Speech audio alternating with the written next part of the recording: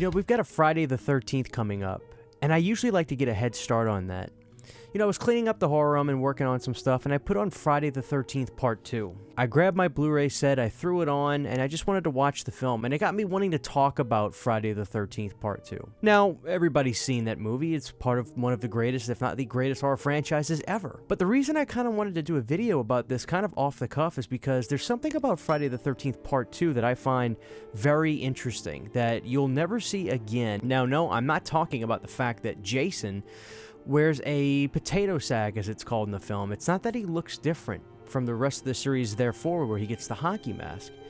The thing I really liked about Friday the 13th Part 2 is I feel it's the only Friday the 13th film in the series to have a kinship to the original. Now, it may not be a kinship in the way that, you know, it's not a hockey mask wielding killer the way the rest of the films obviously have, but with Friday the 13th Part 2, the film has the same DNA feel that the first one does. And I'm not exactly too sure what it is when I try to describe it to myself, but I think the key here is Sean Cunningham. Yes, I know that Steve Miner is obviously the protege that came in to direct Friday the 13th Part 2, but you could have told me that Sean Cunningham directed this film, and I totally would have believed it. There is a very specific vibe, there is a very specific essence that Part 2 has that feels almost identical to the way Friday the 13th Part 1 does.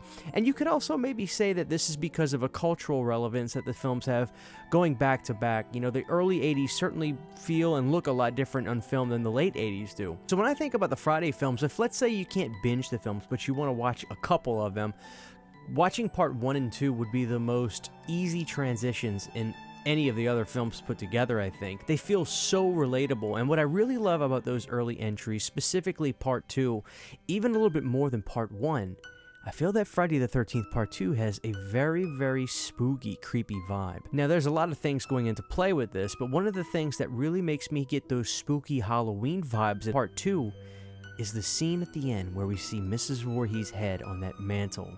You've got the candles lit up around her. It looks like some sort of macabre Halloween decoration. Now that is something is burned into my brain forever. The thing about Jason in Part 2 that I also really love is there's this really big hide-and-seek vibe with the character.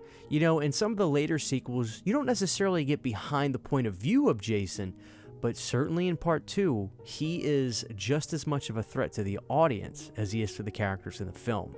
And that's something that I'm not too sure if I prefer or not prefer. Granted, I enjoy seeing Jason's reactions to things like in Jason Takes Manhattan when he sees the hockey mask billboard, or after Jason does a triple beheading in Part 6 and you see him kind of look at his handiwork. That's great. But something about those early entries where Jason is truly a villain to the audience as much as he is the characters, that's something that, I don't know, I ponder over that. How do you feel about that? But watching Part 2 tonight really just got me in the mood and made me realize this is one of the best Friday the 13th films, hands down. The spook factor to Part 2 is undeniable, and I really love how this movie just feels a lot like the original Friday the 13th, which I think is a great film. That may be a video for another day talking about the reputation that the original film has and how my opinion of it quite honestly changed. But it's interesting that Part 2 I never really had much of a changing opinion on. Granted, it may have been lower in my list in terms of the other films I preferred, but I always had a lot of love for Part 2. I thought it was just a great slasher.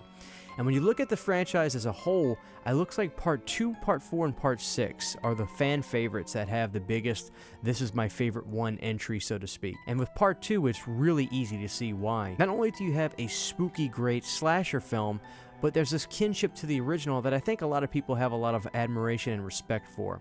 There's a lot of things at play, but I think the biggest reason that this film has that same vibe is Sean Cunningham's influence on Steve Miner in this, and that is something that I just wanted to talk about. I don't think that's something that gets brought up a lot, but I think it's really important when you look at the franchise, and even though Sean kind of moved away after making the original film because he didn't like the idea of a Jason being involved, so to speak, he certainly put a lot of heart and soul with producing the first couple sequels for sure, I think. So with Part 2, I just want you to go back and watch that film, guys, and look at it through the lens of the vibe that the first film has, and you tell me if you don't notice how closely related they feel, not only because it's a sequel, but the vibe and essence. That's something that makes Part 2 really unique. It's the only one that feels like a previous film in my estimation. When you look at parts 3 to 4, they have a completely different vibe. You look at 4 to 5, it's undeniable how different they feel. But from 5 to 6, it's even more unique how different they feel. I could go on because you see where I'm going with this, but it's interesting how part 2 has that vibe of the spooky first film. Has it been a while since you've watched part 2? Why don't you check this one out and get yourself ready for next month's Friday the 13th. Now that is my favorite holiday.